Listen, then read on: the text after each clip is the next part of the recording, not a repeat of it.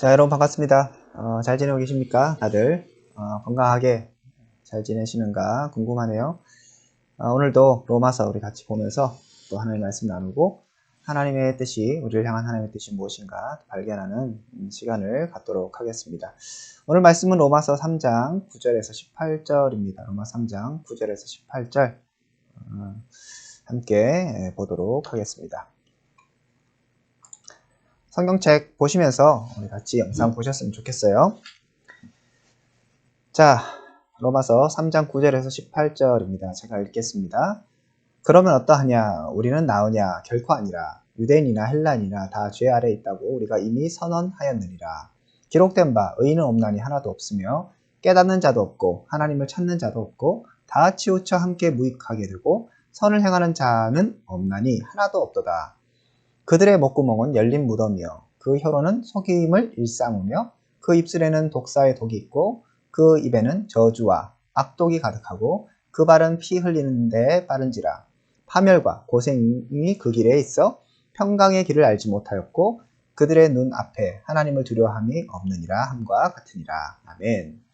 자, 오늘 말씀 여러분 이제 계속적으로 로마서 살펴보는 것처럼 약간 결론이라고 할까요? 소결론이라고 얘기할 수 있겠습니다. 제가 계속적으로 얘기했던 거 로마서 전반부에서 뭘 얘기하느냐?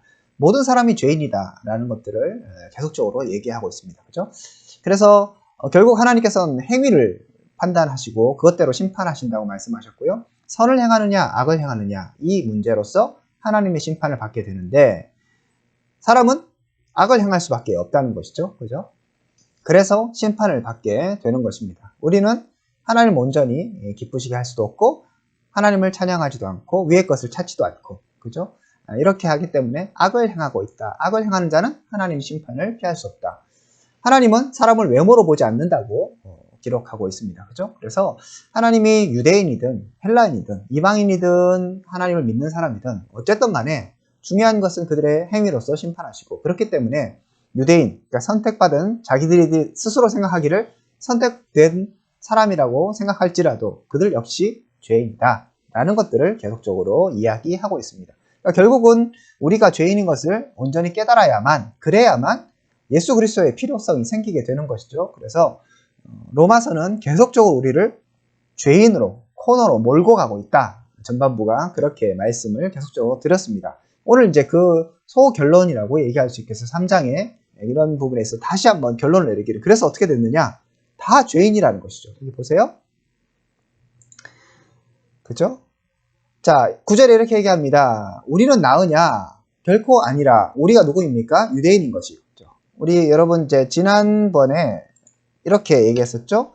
지난주 기억나시는가 모르겠는데 지난주 1절과 2절에 이렇게 얘기합니다. 3장 1절과 2절에 그런즉 유대인의 남이 무엇이냐? 할례의 유익이 무엇이냐? 그러니까 하나님 외모로 사람을 취하지 않는다. 그러니까 유대인이나 헬라인이나 다 죄인이다. 계속적으로 강조했어요. 2장에. 그런데 그러면 유대인은 아무 소용 없겠네? 이렇게 이제 반문할 수 있는데 하지만 유대인에 특별하게 나음이 있다. 유대인의 유익이 있다. 이것을 얘기를 했습니다. 그것이 2절에 얘기하죠. 범사에 많은데 우선은 하나님의 말씀을 맡았다. 이런 이제 유익이 있습니다. 그럼에도 불구하고 유대인들이 하나님의 그 신실하심을 제대로 따르지 못하고 온전히 반응하지 못했다. 왜? 행위로 심판받기 때문에 그 행위를 봤을 때 유대인도 역시 마찬가지로 그 행위에서 악을 행하고 있었다. 그 얘기를 했었습니다. 지난주에 그래서 엉뚱한 그 반론을 막 하면서 그러면 우리가 악하게 생활하면 하나님이 더 영광 받으시겠네? 이런 말도 안 되는 논리를 제기하는 사람이 있다라는 것들에서 얘기를 했습니다. 자, 그 얘기의 연장선상에서 오늘 얘기하는 거예요. 오늘 본문에 그러면 어떠하냐? 9절에 우리는 나으냐? 여기서 우리가 유대인인 거예요. 아까 유대인이 나음이 무엇이뇨? 이렇게 얘기했죠. 그래서 약간 또 유대인이 좋은 거가 있나? 이런 이제 얘기를 하는 것처럼 보이는 것이죠. 그런데 9절에 다시 한번 얘기합니다. 오해하지 마. 그렇다고 해서 유대인이 분명히 범사 유익이 있다. 특별하게 말씀을 맡은 그런 유익이 있다라고 얘기하지만 그럼에도 불구하고 유대인도 별로 하나님 앞에서는 다 죄인이라고 얘기할 수 있는 것이죠. 그래서 유대인이나 헬라인이나 다 죄 아래에 있다고 우리가 이미 선언하였다. 엉뚱한 얘기하지 마라. 이미 우리는 다 죄인이다. 그죠? 이미 선언하였다. 얘기하면서 뭐라고 얘기합니까? 아주 이제 정확하게 얘기합니다. 의인은 없다. 어떻게 없다? 하나도 없다. 깨닫는 자도 없고 하나님을 찾는 자도 없고, 의인이라는 사람을 표현을 다시 다르게 한다면 깨닫는 사람이고요. 하나님 말씀을 깨닫는 사람이겠죠. 그 다음에 하나님을 찾는 사람이에요. 그런데 그런 사람은 하나도 없다고 얘기합니다. 다 죄인이라는 것이죠. 그래서 다 무익하게 되고 선을 행하는 자도 없나니 하나도 없다 얘기하죠. 여기 강조점으로 2번이나 얘기하죠. 하나도 없다. 그죠? 아예 없다는 거예요. 뭐 의인, 그래 저 사람 좀 착한 것 같은데, 저 사람은 법 없이도 살 것 같은데, 아무 소용이 없다는 것이죠. 하나님은 외모를 보지 않으신다. 그죠? 그러니까 겉에 배경을 보지 않으신다. 무슨 타이틀을 보지 않으시는 거예요. 이승우 목사가, 여러분 착한 것 같죠? 그죠? 하지만 다 죄인이라는 거예요. 똑같은 거예요. 목사도, 다 똑같고, 그 다음에 갓난아이도 딱 태어났을지라도 그 아이 시작부터 다 죄인입니다. 자기만 아는 거죠, 아기. 엄마를 위해서, 아빠를 위해서 아기가 헌신하는 거 보셨습니까? 그런 거 없습니다. 그냥 배고프면 계속 우는 거예요. 아빠는 피곤해 죽겠는데, 여러분도 자식 키워보면 아세요. 애가 태어나고 뭐 얼마 안 됐을 때는 한 3시간마다, 4시간마다 그 우유 젖을 줘야 되거든요. 그러니까 엄마 아빠는 잠을 못 자요. 그냥 계속 해야 되는 거죠. 그럼 아기가 태어나자마자, 아빠 피곤하시니까 오늘 제가 좀 이번 12시부터 3시까지는 밥을 안 먹겠습니다. 젖을 안 주셔도 됩니다. 우유 안 주셔도 돼요. 주무세요. 이렇게 합니까? 아니에요. 배고프면 배고프다고 해요. 그리고 아버지 엄마한테 제가 응가해서 힘드시죠? 좀 몰아서 싸겠습니다. 그런 거 없습니다. 그죠? 그러니까 그게 이제 본능이기도 하고 인간의 그 아기의 약함이기도 하지만 배려라는 건 없는 거죠. 그냥 자기 한 몸 가누기도 힘든 게 인간의 모습인 거예요. 그러니까 아기나 어른이나 목사나 유대인이나 교회를 10년 다녔거나 20년 다녔거나 지금 초신자나 아무 상관없이 교회 안 다닌 사람이라 아무 상관없이 다 하나도 하나님 앞에서 의인은 없다라고 얘기하는 것입니다. 그러면서 이제 몇 가지 실예를 들고 있어요. 3가지를 얘기하는데요. 여기 보면 비슷한 얘기를 하는데 목구멍, 그죠? 그 다음에 혀, 그리고 입술, 그 다음에 입. 자, 이게 뭡니까? 자, 이 입에 관한 것이죠. 언어에 관한 거예요. 자, 언어에 관한. 2번째, 발. 그죠? 발. 이건 행동에 관한 거겠죠? 그 사람의 행동. 그리고 눈. 이렇게 3가지를 지금 얘기하고 있는 겁니다. 그러니까 인간의 어떤 그런 모습을 보면서 언어도 엉망이고, 입술로도 계속적으로 죄를 짓고, 그 다음에 발, 행동도 계속적으로 엉망이고, 그 다음에 심지어 시선과 그런 눈에 보이는 것들도 다 죄인과 같다. 이 얘기를 합니다. 한번 13절부터 보면 이렇겠죠? 그들의 목구멍은 열린 무덤이다. 그리고 혀로는 속임을 말하고, 계속 속이는 것이죠. 그리고 독사에 독이 있다. 우리 언어에 독이 있다는 거예요. 우리 상처 많이 주잖아요, 사람들. 그죠? 입에는 저주와 악독이 막 가득하다. 한두 개 있는 게 아니라 가득하다고 얘기합니다. 자, 이렇게 언어 생활이 엄청나게 문제다 얘기하고 있고요. 또 15절부터는 발, 행동, 그죠? 피 흘리는데 빠르다. 사람을 희생시키는 거예요. 그죠? 힘들게 하고 어렵게 합니다. 파멸, 고생이 그 길에 있다고 하고요. 평강이라는 것은 그 행동, 그 삶에 없다. 라고 얘기합니다. 그리고 눈은 뭡니까? 시선, 그 다음에 그 사람의 어떤 비전, 바라보는 것, 이것은 뭐예요? 하나님을 두려워하는 것이 없다. 소위 말해서 눈에 보이는 것이 없다. 라고 얘기하는 것이죠. 그래서 우리가 이런 것들을 정리해보면 이런 부분으로 정리할 수 있을 것 같습니다. 자, 입, 언어죠. 속임, 독, 저주, 악독, 이런 것이 가득하다고 얘기하고 있고요. 행동, 발, 그 다음에 행동이라는 건 단순하게 행위뿐만 아니고, 그 다음에 그 사람의 어떤 삶의 영역, 이런 것까지. 피 흘리고, 그죠? 희생시키고, 파멸, 고생, 평강이 없고.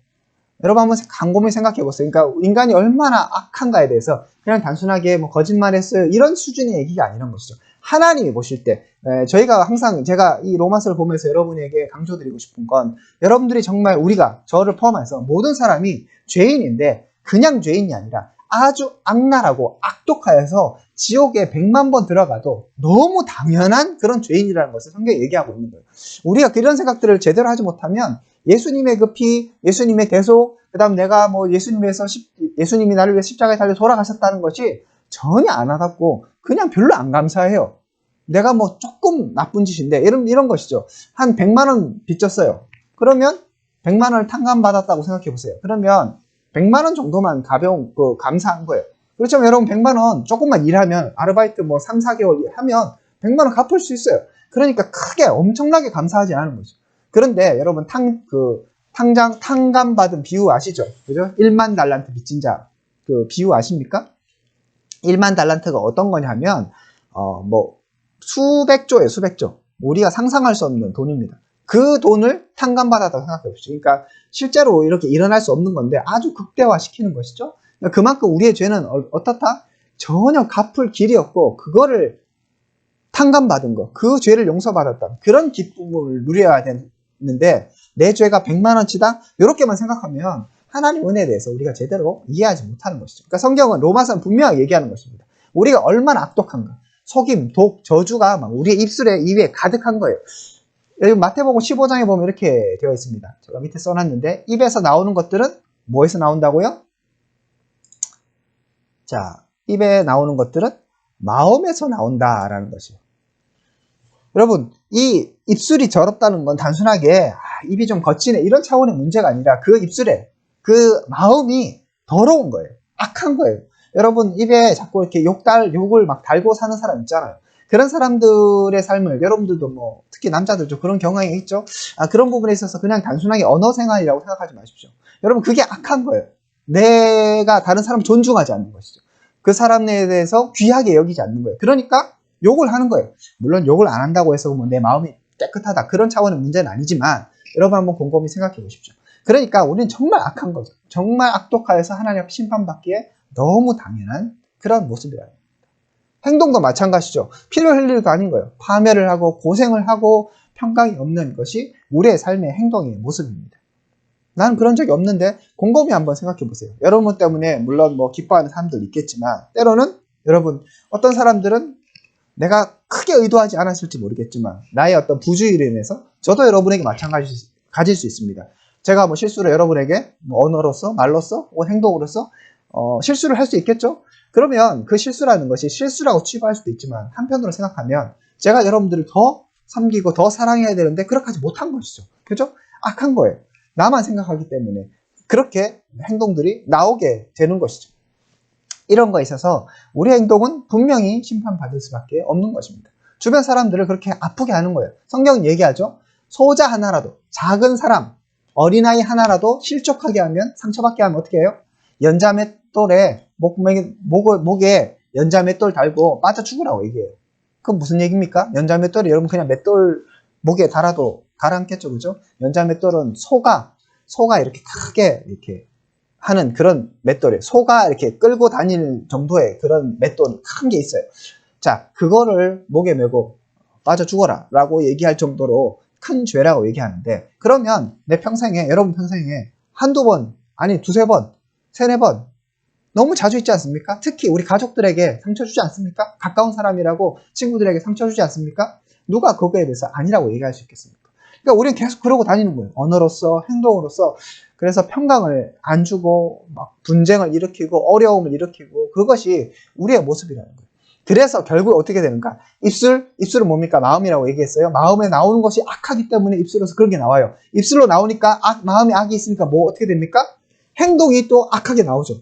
그리고 나면 무엇이 되는가 하면 우리의 시선과 우리의 비전과 우리의 뭐 생각과 모든 것들이 시선이 어떻게 되는가 하면 눈에 보이는 것이 없어서 하나님을 두려워해야 되는데 하나님을 두려워하지 않는 것이죠. 이게 제일 무서운 거예요. 결국 내가 이 세상의 주인이냐, 내가 이 세상에서 아무렇게나 해도 되느냐, 내 마음대로 살아가는 것이 인간의 모습이라는 거예요.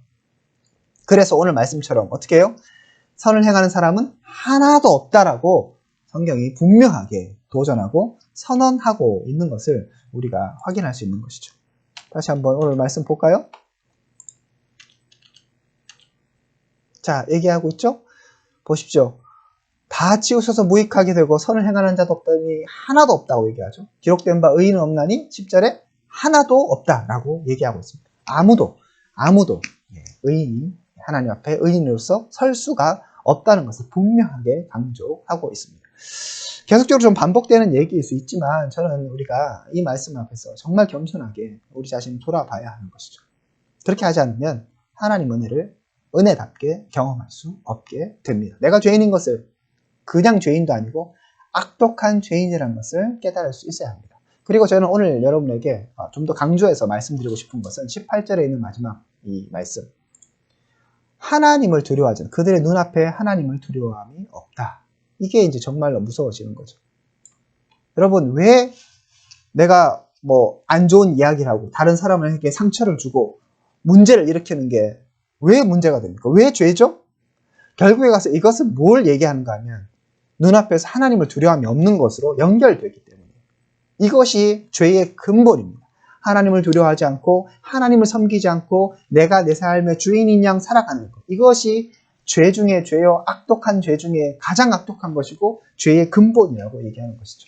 성경이 지금 그걸 얘기하는 거. 로마서가 얘기하기를 네 마음에 있는 것이 악이 아니냐. 그렇게 해서 행동도 악하지 않느냐. 그렇게 되면 결국 무엇을 하게 되는가 하면 그렇게 해서 주위 사람들 그냥 나에게 맡겨진 일을 망치고 그런 수준의 얘기가 아니라는 거예요. 하나님을 두려워하는 것이 없게 되는 거죠. 이것이 가장 무서운 일입니다. 그래서 오늘 말씀 통해서 여러분 우리가 한 가지 좀 돌아봤으면 좋겠어요. 계속적으로 우리가 죄인이라는 것은 제가 끊임없이 얘기하고 있으니까 여러분 계속적으로 고민해 보셨으면 좋겠고 묵상해 보셨으면 좋겠고 무엇보다 오늘 좀 더 고민할 것은 내가 하나님을 두려워하는 것이 있는가?